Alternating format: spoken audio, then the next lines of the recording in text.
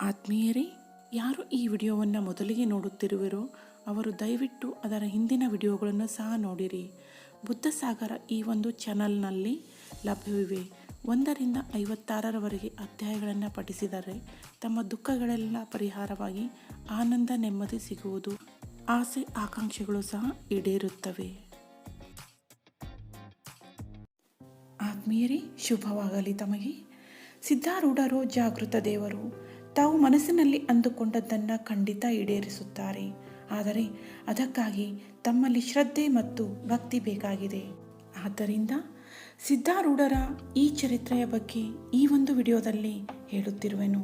ಆತ್ಮೀಯರೇ, ಸಿದ್ಧಾರೂಢರ ಕಥಾಮೃತವನ್ನು ಓದುವುದರಿಂದ ನಾನು ನನ್ನ ಆಸೆಗಳನ್ನೆಲ್ಲ ಈಡೇರಿಸಿಕೊಂಡಿರುವೆನು ಮತ್ತು ನನ್ನ ಜೀವನದಲ್ಲಿ ಶಾಂತಿ ನೆಮ್ಮದಿ ನೆಲೆಸಿದೆ. ಅದೇ ತೆರನಾಗಿ ತಾವೂ ಸಹ ತಮ್ಮ ಆಸೆಗಳನ್ನು ಈಡೇರಿಸಿಕೊಂಡು ನೆಮ್ಮದಿಯ ಜೀವನ ಸಾಗಿಸಬೇಕಾಗಿದೆ. ಅದಕ್ಕಾಗಿ ಅವರ ಮಹಾತ್ಮೆಯನ್ನು ತಿಳಿಯಲೇಬೇಕು. ಆ ಮಹಾತ್ಮೆಯನ್ನು ತಾವು ದಿನನಿತ್ಯ ಪಠಿಸಬೇಕು. ಇಲ್ಲವೇ ಕಥೆಯನ್ನು ಇನ್ನೊಬ್ಬರ ಬಾಯಿಂದ ಕೇಳಿದರೂ ಸಹ ತಾವು ಧನ್ಯರಾಗುತ್ತೀರಿ. ಈ ಒಂದು ಕೆಲಸವನ್ನು ನಾನು ಈ ವಿಡಿಯೋದಲ್ಲಿ ಮಾಡುತ್ತಿರುವೆನು.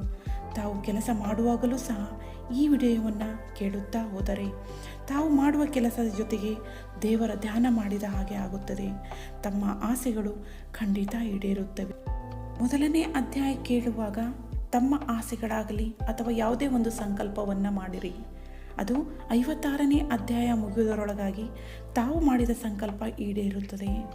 ನಾನು ಮಾಡಿದ ಸಂಕಲ್ಪ ಸಹ ಈಡೇರಿವೆ. ಹಾಗೆಯೇ ತಮ್ಮ ಸಂಕಲ್ಪ ಸಹ ಈಡೇರುತ್ತದೆ ಅನ್ನುವ ಭರವಸೆ ನನಗಿದೆ. ಹಾಗಾದರೆ ದಿನಂಪ್ರತಿ ಒಂದೊಂದು ಅಧ್ಯಾಯಗಳನ್ನು ಕೇಳುತ್ತಾ ಹೋಗೋಣ. ಗ್ರಂಥ ಮಹಾತ್ಮೆ. ಶ್ರೀ ಗಣೇಶಾಯ ನಮಃ. ಶ್ರೀ ಗುರು ಸಿದ್ಧಾರೂಢಾಯ ನಮಃ. 4 ವೇದ, 6 ಶಾಸ್ತ್ರ, 18 ಪುರಾಣ, 28 ದಿವ್ಯ ಆಗಮಗಳ ಸರ್ವಸಾರಭೂತವಾದ ಶ್ರೀ ಸಿದ್ಧ ಪುರುಷನ ಈ ಪವಿತ್ರವಾದ ಚರಿತ್ರೆಯನ್ನು ನಿತ್ಯವೂ ಶ್ರದ್ಧೆಯಿಂದ ಓದುವ, ಕೇಳುವ, ಪೂಜಿಸುವ ಸರ್ವ ಭಕ್ತರಿಗೆ ಧರ್ಮ, ಅರ್ಥ, ಕಾಮ, ಮೋಕ್ಷಗಳು ಸಿದ್ಧಿಸುವವು. ಸರ್ವ ಕಷ್ಟ ನಷ್ಟಗಳು, ಸರ್ವ ಪಾಪ ತಾಪಗಳು, ಚೋರ, ವೈರಿ, ವಿಷ, ಭೂತಾದಿ ಭೀತಿಗಳು ಬಯಲಾಗಿ ಸರ್ವದಾ ಸಕಲ ಸನ್ಮಂಗಳಿಂದ ಕೂಡಿದ ಸುಖ ಸೌಭಾಗ್ಯಗಳು ಒದಗಿ ಬರುವವು. ಶ್ರೀ ಸಿದ್ಧ ಸದ್ಗುರುವಿನ ಕೃಪಾಪೂರ್ವಕ ಶ್ರವಣ ಮಾಡುವುದರಿಂದ ಶಾಂತಿ, ದಾಂತಿ, ವಿವೇಕ, ಜ್ಞಾನ, ಸದ್ಭಕ್ತಿಗಳು ಸಂಪ್ರಾಪ್ತವಾಗುವವು. ನನ್ನ ಆತ್ಮೀಯರಿಗೆಲ್ಲರಿಗೂ ಶುಭವಾಗಲಿ. ಈ ದಿನ ನಾವು ಶ್ರೀ ಸಿದ್ಧಾರೂಢ ಕಥಾಮೃತದ 18ನೆಯ ಅಧ್ಯಾಯವನ್ನು ಪಠಿಸೋಣ. ನೀನು ಅನಾದ್ಯನಂತನೂ ಅವಿನಾಶಿಯೂ ಸ್ವಸತ್ತೆಯಿಂದ ಈ ಜಗವನ್ನು ನಡೆಸುವಿ. ಮಾಯಾ ಆಟವನ್ನು ಕ್ಷಣ ಹೊತ್ತು ತೋರಿಸಿ ಕೂಡಲೇ ನಿನ್ನೊಳಗೆ ಗ್ರಹಣ ಮಾಡಿಕೊಳ್ಳುವಿ. ನೀನು ಸ್ವಾನಂದದಿಂದ ಆಟ ಆಡುತ್ತಿರುವಾಗ ಸುಖ ದುಃಖಗಳನ್ನು ನಮ್ಮ ಮೇಲೆ ಇಡುವಿ. ಅಜ್ಞಾನಿಗಳಾದ ನಾವಾದರೂ ನಿನ್ನನ್ನು ತಿಳಿಯಲಾರದೆ ಸಂಸಾರ ವ್ಯಥೆಯನ್ನು ಭೋಗಿಸುತ್ತಿರುವೆವು. ಅನೇಕ ಜನ್ಮ ಪರ್ಯಂತ ಸಂಸಾರವನ್ನು ಭೋಗಿಸಿ 84 ಲಕ್ಷ ಯೋನಿಗಳಲ್ಲಿ ತಿರುತಿರುಗಿ ಕಡೆಗೆ ಈ ಮನುಷ್ಯ ಜನ್ಮಕ್ಕೆ ಬಂದು ಏನು ಸಾರ್ಥಕ ಮಾಡಿದನೆಂದು ನನಗೆ ತಿಳಿಯದು. ಎಲ್ಲಿ ಪರ್ಯಂತ ನಿನ್ನ ಪಾದಗಳು ಲಭಿಸಿಲ್ಲ ಅಲ್ಲಿ ತನಕ ಸಂಸಾರ ಭಯವು ನಾಶವಾಗದು. ಇತರ ಉಪಾಯಗಳನ್ನು ಸಾಧಿಸಿ ಏನು ಮಾಡೋಣ? ಅವೆಲ್ಲ ವ್ಯರ್ಥವೇ ಸರಿ. ಹೇ ಸಿದ್ಧರಾಯನೇ, ನಿನ್ನ ಕೃಪಾಬಲದಿಂದ ಅನೇಕ ಪ್ರಾಣಿಗಳು ಸಂಸಾರದಿಂದ ತಾರಣ ಹೊಂದಿದವು. ನಿನ್ನ ಪವಿತ್ರವಾದ ಸಂಗತಿಯ ಹೊರತು ಉದ್ಧಾರ ಹೊಂದಲಿಕ್ಕೆ ಇತರ ಉಪಾಯವೇ ಇಲ್ಲ. ನಾನು ನನ್ನ ಪ್ರಾರಬ್ಧವನ್ನು ಅರಿಯಲಾರೆ. ಏನಿರುವುದೋ ಅದೆಲ್ಲ ನಿನ್ನದಿರುವುದೆಂದು ನಾನು ತಿಳಿದಿರುತ್ತೇನೆ. ನಾನು ನನ್ನದು ಎಂಬ ಈ ಭಾರವನ್ನು ಇಡಿಸಿ ಹೇ ಸದ್ಗುರುವೇ, ನನಗೆ ಆನಂದವನ್ನು ಪ್ರಾಪ್ತಿ ಮಾಡಿ ಕೊಡುವಂಥವನಾಗು. ನೀನು ದಯಾಳು ಇದ್ದಿ, ಸರ್ವಜ್ಞನಿದ್ದಿ. ಈ ಪ್ರಕಾರ ತಿಳಿದು ನನಗೆ ಮನಸ್ಸಿನಲ್ಲಿ ಭಯವಿಲ್ಲ. ನನ್ನ ಅಂತರವನ್ನು ನೀನು ತಿಳಿದು ನೋಡಿ ಏನು ಮಾಡತಕ್ಕದ್ದು ಅದನ್ನೇ ಮಾಡು. ನನ್ನ ಕರ್ತವ್ಯವೆಲ್ಲವೂ ನಿನ್ನ ಸಲುವಾಗಿಯೇ ಇರುವುದು. ನಿನ್ನ ಪಾದದಲ್ಲಿ ನನ್ನ ಸ್ವಹಿತವನ್ನು ಇಟ್ಟು ನಾನು ಪಾರಾಗುವೆನು. ನೀನು ಅನಾಥರಿಗೆ ನಾಥನಿದ್ದಿ, ಅನೇಕ ಸಂಕಷ್ಟಗಳಿಂದ ಬಿಡಿಸುವಿ. ಶರಣಾಗತರನ್ನು ನೀನು ನಿಶ್ಚಯವಾಗಿ ರಕ್ಷಣೆ ಮಾಡುವಿ. ಈ ಪ್ರಕಾರದ ನಿನ್ನ ಕೀರ್ತಿಯನ್ನು ಭಕ್ತ ಜನರೊಳಗೆ ನಾನು ಬಹಳ ಕೇಳಿದ್ದೇನೆ. ಏನೆಂದರೆ ಏನೇನು ಪ್ರಯತ್ನಗಳನ್ನು ಮಾಡದಿದ್ದರೂ ನೀನು ಭಕ್ತರನ್ನು ಭವದೊಳಗಿಂದ ತಾರಿಸುವಿ. ಹೇ ಶ್ರೋತಾ ಜನರುಗಳಿರ, ಕಥೆಯನ್ನು ಶ್ರವಣ ಮಾಡುವಂಥವರಾಗಿರಿ. ಸದ್ಗುರು ಸಿದ್ಧರ ದಯಾರಸಕ್ಕೆ ಪಶ್ವಾದಿಗಳು ಸಹ ಪಾತ್ರರಾಗುತ್ತಿರುವಾಗ ನರರಿಗೆ ಏನು ಭೀತಿ ಇರುವುದು? ಪೂರ್ವಾರ್ಧ ಚರಿತ್ರೆಯೊಳಗೆ ಹೇಳಿರುವುದೇನೆಂದರೆ, ಸಿದ್ಧರು ನಿತ್ಯ ಭೀಮಪ್ಪನ ಮನೆಗೆ ಹೋಗಿ ರಾತ್ರಿ ಅಲ್ಲಿಯೇ ಉಳಿದು ಬೆಳಿಗ್ಗೆ ಮಠಕ್ಕೆ ಬರುತ್ತಿದ್ದರು. ಭೀಮಪ್ಪನಿಗೆ ಸಿದ್ದಪ್ಪನೆಂಬ ದತ್ತುಪುತ್ರನಿರುವನು. ಅವನ ಮಗುವಿಗೆ ಗುರಪ್ಪನೆಂಬ ಹೆಸರು. ಆ ನಿಷ್ಪಾಪನಾದ ಗುರಪ್ಪನನ್ನು ಸಿದ್ಧರು ಯಾವಾಗಲೂ ತಮ್ಮ ತೊಡೆಯ ಮೇಲೆ ಕೂಡಿಸಿಕೊಂಡು ಆಡಿಸುತ್ತಿದ್ದರು. ಗುರಪ್ಪನು ಚಿಕ್ಕವನಿರುವಾಗ ಅವನ ತಾಯಿಯು ಶಿವಾಧೀನಳಾದಳು. ಆಮೇಲೆ ಆತನು ಸರ್ವಕಾಲ ಸದ್ಗುರುಗಳ ಚರಣಗಳ ಮೇಲೆ ಆಡುತ್ತಿದ್ದನು. ಆಗಾಗ ಸ್ವಾಮೀಜಿಯವರ ಮೈಮೇಲೆ ಹತ್ತಿ ಗುರಪ್ಪನು ಸುಖದಿಂದ ಆಟವಾಡುತ್ತಿದ್ದನು. ತನಗೆ ಎಷ್ಟು ತೊಂದರೆಯಾಗುತ್ತಿದ್ದರೂ ಸದ್ಗುರುಗಳು ಅವನಿಗೆ ಬೇಡ ಅನ್ನುತ್ತಿರಲಿಲ್ಲ ಮತ್ತು ಅವನು ತುಳಿಯುವುದನ್ನು ಆನಂದದಿಂದ ಸಹಿಸುತ್ತಿದ್ದರು. ಒಂದಾನೊಂದು ಕೆಲವು ಭಕ್ತರು ಬಂದು ಸಿದ್ಧರಿಗೆ ಅಂದದ್ದೇನೆಂದರೆ, ಗುರಪ್ಪನು ನಿಮಗೆ ಬಹಳ ಉಪದ್ರವ ಕೊಡುತ್ತಾನೆ, ಅವನನ್ನು ಒಯ್ದು ಸ್ತ್ರೀಯರ ಕಡೆ ಕೊಟ್ಟು ಬರುತ್ತೇವೆ. ಆಗ ಅವರನ್ನು ಕುರಿತು ಸಿದ್ಧರೆಂದರು, ಈ ಹುಡುಗನಿಗೆ ಇದು ಸಹಜ ಸ್ವಭಾವವಾಗಿರುತ್ತದೆ, ಏಕೆಂದರೆ ಪೂರ್ವ ಜನ್ಮದಲ್ಲಿ ಇವನು ಹುಲಿಯಾಗಿದ್ದನು. ಆ ಸಮಯದಲ್ಲಿ ನಾನು ಅವನನ್ನು ಬಹಳ ಪೀಡಿಸಿದ್ದೆನು. ತಾನು ಎರಡನೆಯವರಿಗೆ ಪೀಡಿಸಿದ್ದೇನೆಂದರೆ ಉತ್ತರ ಜನ್ಮದಲ್ಲಿ ಅವರಿಂದ ಆ ಪೀಡೆಯನ್ನು ತಾನು ಭೋಗಿಸಲೇಬೇಕಾಗುತ್ತದೆ. ಆದ್ದರಿಂದ ಯಾರೊಬ್ಬರಿಗೂ ಪೀಡಿಸದೆ ಈ ಲೋಕದಲ್ಲಿ ಸರ್ವದಾ ವರ್ತಿಸುತ್ತಿರಬೇಕು. ಇತರರಿಗೆ ಏನಾದರೂ ದುಃಖ ಕೊಟ್ಟಿದ್ದಾದರೆ ಅದರ ಫಲವನ್ನು ಅನುಭವಿಸಿದು ಎಂದೂ ತಪ್ಪುವುದಿಲ್ಲ. ಆತ್ಮಜ್ಞಾನ ಹೊಂದಿದವನಿಗೆ ಮಾತ್ರ ತಪ್ಪುವುದು. ಹೀಗೆ ಸಿದ್ಧಾರೂಢರಂದದ್ದು ಕೇಳಿ ಆ ಸರ್ವ ಭಕ್ತರೆನ್ನುತ್ತಾರೆ, ಹೇ ದಯಾನಿಧಿಯೇ, ಆ ಅಪೂರ್ವವಾದ ಕಥೆಯನ್ನು ಕೇಳಲಿಚ್ಛಿಸುತ್ತೇವೆ. ನಮ್ಮ ಮೇಲೆ ಕೃಪಾ ಮಾಡಿ ಅದನ್ನು ಹೇಳಬೇಕೆಂದು ಪ್ರಾರ್ಥಿಸುತ್ತೇವೆ. ನಿನ್ನ ಚರಿತ್ರವು ಪರಮ ಪಾವನವಾಗಿರುತ್ತದೆ. ಯಾವುದರ ಶ್ರವಣ ಮಾತ್ರದಿಂದ ನಮ್ಮ ಕರ್ಣಗಳು ಪವಿತ್ರವಾಗಿ ನಾವು ಧನ್ಯರಾಗುವವೋ ಅಂತಹ ಈ ಕಥೆಯನ್ನು ದಯವಿಟ್ಟು ನಮಗೋಸ್ಕರ ನಿವೇದಿಸಬೇಕು. ಆಕೆ ಸಿದ್ಧರಂದರು, ನೋಡಿರಿ, ಅಲ್ಲಿ ರಸ್ತೆಯ ಮೇಲೆ ಒಬ್ಬ ಹುಡುಗನು ಆಡುತ್ತಾನೆ, ಅವನನ್ನು ಇತ್ತ ಕರೆದುಕೊಂಡು ಬನ್ನಿರಿ ಎಂದ ಕೂಡಲೇ ಆ ಭಕ್ತರು ಹೋಗಿ ರಸ್ತೆಯ ಮೇಲೆ ಆಡುತ್ತಾ ಇರುವ ಆ ಸಣ್ಣ ಹುಡುಗನನ್ನು ಒಳಗೆ ಕರೆದುಕೊಂಡು ಬಂದರು. ಸಿದ್ಧರ ಚರಣಗಳ ಮೇಲೆ ಹಾಕಿದರು. ಸದ್ಗುರುಗಳು ಆತನನ್ನು ಎತ್ತಿ ಅವನಿಗೆ ಒಂದು ಬಾಳೆಯನ್ನು ತಿನ್ನಲು ಕೊಟ್ಟು ಸಮೀಪದಲ್ಲಿ ಕುಳಿತು ತಿನ್ನಲಿಕ್ಕೆ ಹೇಳಿದರು. ಆತನು ಹಾಗೆಯೇ ಮಾಡಿದನು. ಆ ಬಾಳೆಹಣ್ಣು ಆ ಹುಡುಗನು ತಿಂದ ಕೂಡಲೇ ಅವನ ಮುಖದ ಮೇಲೆ ಒಂದು ಪ್ರಕಾರದ ತೇಜವು ಕಂಡುಬಂತು. ಇದನ್ನು ನೋಡಿದ ಭಕ್ತರೆಲ್ಲರೂ ಬಹು ಆಶ್ಚರ್ಯವನ್ನು ಹೊಂದುವಂಥವರಾದರು. ಆಗ ಆ ಭಕ್ತರನ್ನು ಕುರಿತು ಸಿದ್ಧರಾಯರೆಂದರು, ಭಕ್ತ ಜನರೇ, ಈಗ ಈ ಹುಡುಗನಿಗೆ ಪೂರ್ವ ಕಥೆಯನ್ನು ಹೇಳೆಂದು ಕೇಳಿರಿ, ಅವನು ಈ ಸರ್ವ ಕಥೆಯನ್ನು ಹೇಳುವನು. ಆಗ ಆ ಭಕ್ತರು ಆ ಹುಡುಗನನ್ನು ಕುರಿತು ಪ್ರಶ್ನೆ ಮಾಡುವಂಥವರಾದರು. ಹೇ ತಮ್ಮ, ಪೂರ್ವದಲ್ಲಿ ಶ್ರೀ ಸಿದ್ಧಾರೂಢರು ವ್ಯಾಘ್ರದ ಕೂಡ ಆಡಿದ ಆ ಕಥೆಯು ನಿನಗೆ ಗೊತ್ತಿದ್ದರೆ ನಮಗೋಸ್ಕರವಾಗಿ ಹೇಳುವಂಥವನಾಗು. ಈ ವಚನವನ್ನು ಕೇಳಿ ಆ ಬಾಲಕನು ಅನ್ನುತ್ತಾನೆ, ಹೇ ಸದ್ಭಕ್ತಗಳಿರ, ಕೇಳುವಂಥವರಾಗಿರಿ. ಈಗ ಸುಮಾರು 34 ವರ್ಷಗಳಾದವು. ಸಿದ್ಧಾರೂಢರು ಪೃಥ್ವಿ ಸಂಚರಣ ಮಾಡುತ್ತಾ ಕಾವೇರಿ ನದಿ ತೀರಕ್ಕೆ ಬಂದರು. ಅಲ್ಲಿ ಮಹಾ ಅರಣ್ಯವು ಹಬ್ಬಿತ್ತು. ಆದರೆ ನದಿ ದಂಡೆಯಲ್ಲಿ ಉಸುಬಿನ ಪ್ರದೇಶದಲ್ಲಿ ಅನೇಕ ಕುರಿಕಾಯುವ ಹುಡುಗರು ಕುರಿಗಳನ್ನು ಮೇಲಕ್ಕೆ ಬಿಟ್ಟು ಆಡುತ್ತಿದ್ದರು. ಆಗ ಸಿದ್ಧರು ಅವರ ಸಮೀಪ ಹೋಗಿ ನಿಂತಿದ್ದನ್ನು ಆ ಹುಡುಗರು ಕಂಡು ಇವರನ್ನು ತಮ್ಮ ಕೂಡ ಆಡಲಿಕ್ಕೆ ಕರೆದರು. ಸ್ವಲ್ಪ ಹೊತ್ತು ಎಲ್ಲರೂ ಕೂಡಿ ಆಡಿದ ಮೇಲೆ ಅವರಿಗೆ ಶ್ರಮವಾಗಿ ಹಸಿವೆಯಾಯಿತು. ಆಗ ತಾವು ತಂದ ಬುತ್ತಿಗಳನ್ನು ಬಿಚ್ಚಿ ಎಲ್ಲರೂ ಒತ್ತಟ್ಟಿಗೆ ಕುಳಿತರು ಮತ್ತು ಸಿದ್ಧರಿಗೂ ಅವರ ಕೂಡ ಊಟಕ್ಕೆ ಕರೆದರು. ಎಲ್ಲರೂ ಆನಂದದಿಂದ ಉಣ್ಣುವಂಥವರಾದರು. ಕುರಿಗಳು ಸಾವಕಾಶ ಮೇಯುತ್ತಿರುವಾಗ ಒಮ್ಮಿಂದೊಮ್ಮೆ ಗಟ್ಟಿಯಾಗಿ ಕೂಗುತ್ತಾ ಅತ್ತಿತ್ತ ಓಡುತ್ತಿದ್ದವು. ಅದನ್ನು ನೋಡಿ ಆ ಕುರಿಕಾಯುವ ಹುಡುಗರು ಗಾಬರಿಯಾಗಿ ತಾವು ಮಾಡುತ್ತಿದ್ದ ಊಟವನ್ನು ಅಲ್ಲೇ ಬಿಟ್ಟು ಓಡುತ್ತಿದ್ದ ಕುರಿಗಳನ್ನು ಬೆನ್ನು ಹತ್ತಿದರು.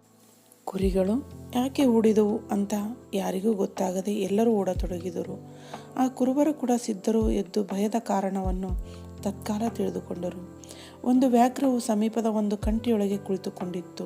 ಆಗ ಮಹಾತ್ಮರು ಕಂಠಿಯ ಸಮೀಪ ಬಂದು ಏನು ಕೆಲಸ ಮಾಡಿದರು ಎಂಬುದನ್ನು ಸಾವಧಾನ ಚಿತ್ತದಿಂದ ಕೇಳುವಂಥವರಾಗಿರಿ. ಒಂದು ಕುರಿಯನ್ನು ಎತ್ತಿಕೊಂಡು ಹೋಗಬೇಕೆಂದು ಜಪಿಸಿ ಕೂತಿರುವಾಗ ಆ ಹುಲಿಯು ಹಿಂದಿನಿಂದಲೇ ಸಿದ್ಧರು ಸಾವಕಾಶ ಬಂದು ಅಕಸ್ಮಾತ್ತಾಗಿ ಅದರ ಬೆನ್ನ ಮೇಲೆ ಚಪ್ಪರಿಸಿದರು. ಕೂಡಲೇ ಹುಲಿಯು ಗಾಬರಿಯಾಗಿ ಒಮ್ಮಿಂದೊಮ್ಮೆ ಹಾರಿತು.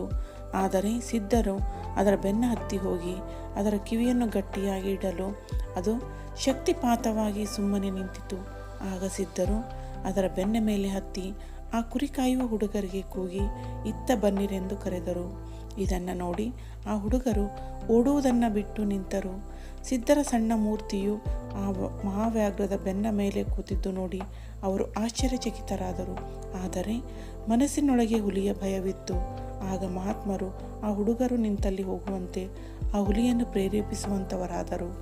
ತಮ್ಮ ಕಡೆಗೆ ಹುಲಿ ಬರುವುದನ್ನು ನೋಡಿ ಆ ಹುಡುಗರು ಓಡಲಿಕ್ಕೆ ಆರಂಭಿಸುವಾಗ ಸಿದ್ಧರೆನ್ನುತ್ತಾರೆ, ಹೇ ಹುಡುಗರಿರ, ನೀವು ಹೆದರಬೇಡಿರಿ, ನಿಮಗೆ ಆಡಿಸಲಿಕ್ಕೆ ಇದೊಂದು ಪಶುವನ್ನು ತಂದಿರುವೆನು. ಇದು ಬಹು ಸಾಧುವಾಗಿರುವ ಪ್ರಾಣಿಯು ನಿಮಗೇನೂ ಹಾನಿ ಮಾಡುವುದಿಲ್ಲ. ಹುಡುಗರು ಅನ್ನುತ್ತಾರೆ, ಹೇ ಸಿದ್ಧನೇ, ನೀನು ಮಹಾಪುರುಷನಿದ್ದಂತೆ ಕಾಣಿಸುತ್ತಿ. ನಿನ್ನ ಕಡೆ ವಶ್ಯಾದಿ ಸಿದ್ಧಿಗಳಿರುವವು, ಆದರೆ ನಮಗೆ ಆ ಶಕ್ತಿ ಇಲ್ಲ. ಸ್ವಾಭಾವಿಕವಾಗಿ ಹುಲಿಯು ಹಿಂಸ ಪ್ರಾಣಿಯು. ಅದು ನಮ್ಮ ಮೇಲೆ ಅದರ ಸ್ವಭಾವವನ್ನು ತೋರಿಸುವುದು. ನಿನ್ನ ಮಾತಿನ ಮೇಲೆ ನಮಗೇನೂ ವಿಶ್ವಾಸವಾಗದು.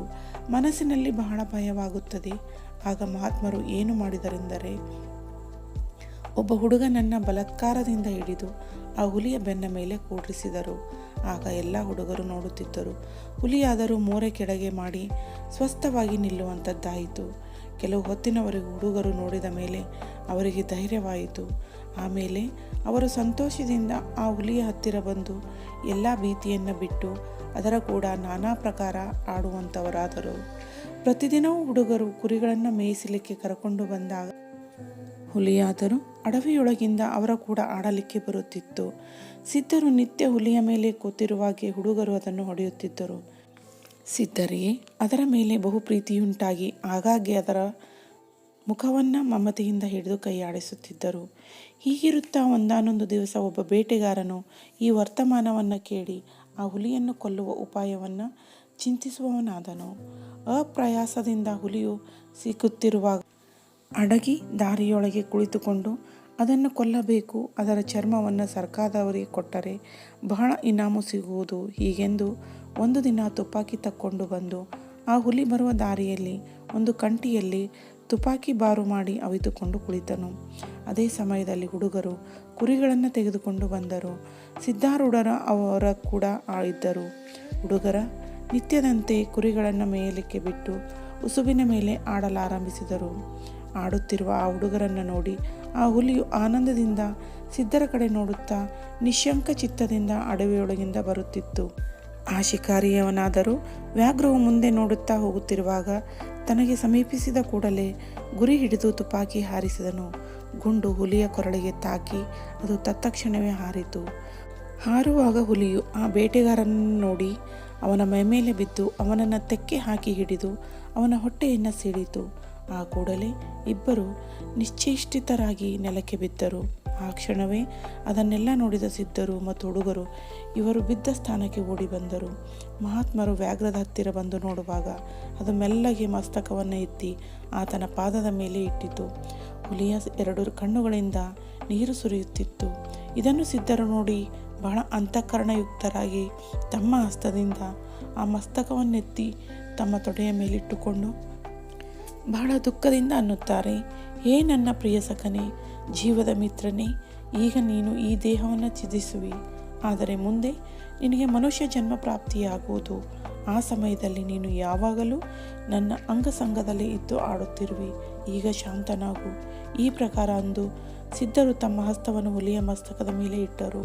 ಕೂಡಲೇ ಆ ವ್ಯಾಘ್ರವು ಅವರ ಚರಣಗಳಲ್ಲಿ ಶಿರವನ್ನು ಇಟ್ಟು ಪ್ರಾಣವನ್ನು ತ್ಯಜಿಸುವಂಥದ್ದಾಯಿತು. ವ್ಯಾಘ್ರದ ಈ ಪ್ರಕಾರದ ಪ್ರೇಮವನ್ನು ನೋಡಿದವರಿಗೆಲ್ಲ ನೇತ್ರದಿಂದ ನೀರು ಸುರಿಯುವಂಥದ್ದಾಯಿತು. ಈತನು ಸಾಕ್ಷಾತ್ ಶಿವನೇ ಇರುವನು ಎಂದು ಮಹಾತ್ಮರ ಪಾದಕ್ಕೆ ಅವರೆಲ್ಲ ನಮಸ್ಕಾರ ಮಾಡುವವರಾದರು.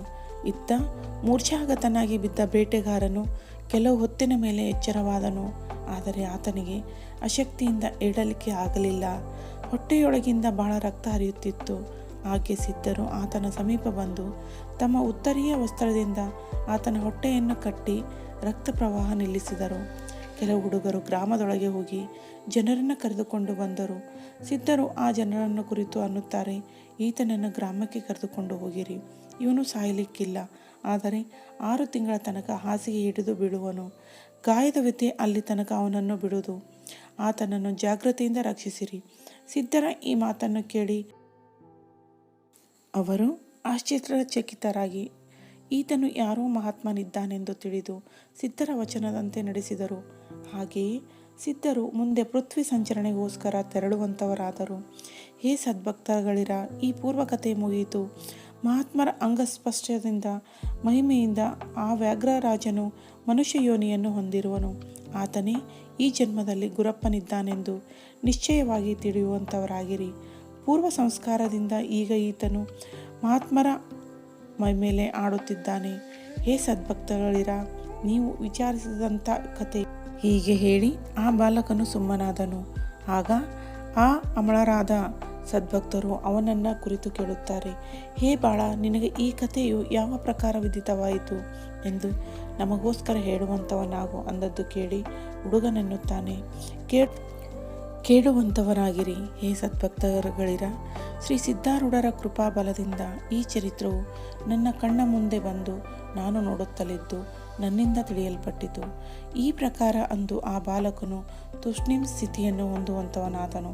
ಅನಂತರ ಸಿದ್ಧಾರೂಢರು ಅವನಿಗೆ ಹಣ್ಣುಗಳನ್ನು ತಿನ್ನಲಿಕ್ಕೆ ಕೊಟ್ಟರು. ಅದನ್ನು ಆ ಹುಡುಗನು ತಿಂದ ಕೂಡಲೇ ಎಲ್ಲ ಸಂಗತಿಯನ್ನು ಮರೆತು ಏನೇನು ಅರಿದವನಂತೆ ಯಥಾಪೂರ್ವ ರಸ್ತೆಯ ಮೇಲೆ ಹೋಗಿ ಆಡಲಾರಂಭಿಸಿದರು. ಆ ಭಕ್ತ ಜನರಾದರೂ ಈ ಪುಣ್ಯ ಚರಿತ್ರವನ್ನು ಕೇಳಿ ತಾವು ಧನ್ಯರೆಂದು ಮಹಾತ್ಮರಿಗೂ ಗುರಪ್ಪನಿಗೂ ನಮಸ್ಕರಿಸುವಂಥವರಾದರು. ಹೇ ಶ್ರೋತಾ ಜನರುಗಳಿರ, ಈಗ ಲಕ್ಷ್ಯಾರ್ಥವನ್ನು ಶ್ರವಣ ಮಾಡಿರಿ. ಯಾವುದನ್ನು ಸದ್ಗುರುಗಳ ಮುಖದಿಂದ ಶ್ರವಣ ಮಾಡಿದ ಮಾತ್ರದಿಂದ ಪರಮಾರ್ಥವು ಸಿದ್ಧಿಸುತ್ತದೋ ಅದನ್ನೇ ಇಲ್ಲಿ ವಿಚಾರ ಮೂಲಕ ತಿಳಿಯುವಂಥವರಾಗಿರಿ. ಕುರಿಗಳೆಂಬುವು ವಿಷಯ ವೃತ್ತಿಗಳು.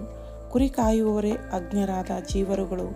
ವಿಷಯ ವೃತ್ತಿಗಳನ್ನು ಬಿಟ್ಟು ನಿಶ್ಚಿಂತರಾಗಿ ಆಡುತ್ತಿರುವಾಗೆ ಸಿದ್ಧನೆಂಬ ವಿವೇಕನು ಅವರಿದ್ದಲ್ಲಿ ಬಂದು ಅವರ ಕೂಡ ಇರುತ್ತಾನೆ. ಪೂರ್ವದಲ್ಲಿ ಜೀವರುಗಳಿಗೆ ಕ್ರೋಧಾದಿಗಳಿಂದ ಭಯವಿರುತ್ತಿತ್ತು.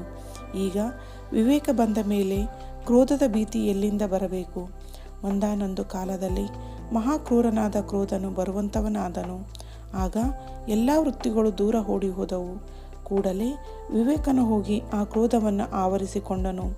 ಅಂದಿನಿಂದ ಕ್ರೋಧವು ಅವರ ಕೂಡ ಶಾಂತವಾಗಿ ಆಡುತ್ತಿತ್ತು.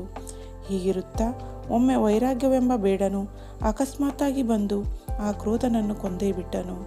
ಆದರೆ ಆ ಕ್ರೋಧ ವೈರಾಗ್ಯ ಯುದ್ಧದಲ್ಲಿ ವೈರಾಗ್ಯನು ಬಹಳ ಸಂಕಷ್ಟಪಟ್ಟನು. ವಿವೇಕನು ವೈರಾಗ್ಯನನ್ನು ಬದುಕಿಸಿ ಆತನನ್ನು ಸಶಕ್ತನನ್ನಾಗಿ ಮಾಡಿದನು. ಕಾಲಾಂತರದಲ್ಲಿ ವಿವೇಕನು ಸಿದ್ಧಸ್ಥಿತಿ ಹೊಂದಿದನು. ಆ ಕಾಲದಲ್ಲಿ ಕ್ರೋಧನಾದರೂ ಪುನರ್ಜನ್ಮ ಹೊಂದಿ ದ್ವೈತ್ವ ನಿರಾಕರಣವೆಂಬ ನಾಮದಿಂದಿದ್ದಾಗ ಸಿದ್ಧನು ಆತನನ್ನು ಯಾವಾಗಲೂ ಆಡಿಸುತ್ತಿದ್ದನು. ಈ ಲಕ್ಷ್ಯಾರ್ಥದ ಮನನ ಮಾತ್ರದಿಂದ ದ್ವೈತ್ವ ಭಾವವೆಲ್ಲ ನಿರಸನವಾಗಿ ಸದ್ಗುರು ಕೃಪೆಯಿಂದ ಪೂರ್ಣಾತ್ಮನು ಹೃದಯದಲ್ಲಿ ಪ್ರಕಟನಾಗುವನು. ಮುಂದಿನ ಅಧ್ಯಾಯದಲ್ಲಿ ಅಮೃತಕ್ಕಿಂತ ಅಧಿಕ ಮಧುರವಾದ ಕಥೆಯು ಇರುವುದು. ಇದನ್ನು ಶ್ರವಣ ಮಾಡಿದ ಮಾತ್ರದಿಂದ ಷಡ್ರಿಪುಗಳಿಗೆ ಸಹಜವಾಗಿ ನಾಶ ಪ್ರಾಪ್ತವಾಗುವುದು ಎಂಬಲ್ಲಿಗೆ ಶ್ರೀ ಸಿದ್ಧಾರೂಢ ಕಥಾಮೃತದೋಳು ಶ್ರವಣ ಮಾತ್ರದಿಂದ ಸರ್ವ ಪಾಪಗಳನ್ನು ಭಸ್ಮ ಮಾಡುವಂಥ ಅತಿ ಮಧುರವಾದ ಈ 18ನೇ ಅಧ್ಯಾಯವನ್ನು ಶಿವದಾಸನು ಶ್ರೀ ಸಿದ್ಧಾರೂಢ ಸದ್ಗುರುಗಳ ಚರಣಾರವಿಂದಗಳಿಗೆ ಅರ್ಪಿಸುವನು. ಆತ್ಮೀಯರೇ, ಮುಂದಿನ ವಿಡಿಯೋದಲ್ಲಿ 19ನೇ ಅಧ್ಯಾಯವನ್ನು ಪಠಿಸೋಣ. ಆತ್ಮೀಯರೇ, ಈ ಒಂದು ಕತೆ ತಮಗೆ ಇಷ್ಟವಾದಲ್ಲಿ ಕಮೆಂಟ್ ಬಾಕ್ಸ್ನಲ್ಲಿ ಓಂ ಶ್ರೀ ಗುರು ಸಿದ್ಧಾರೂಢಾಯ ನಮಃ ಎಂದು ಕಮೆಂಟ್ ಮಾಡೋದನ್ನು ಮರೆಯಬೇಡಿ. ಧನ್ಯವಾದಗಳು.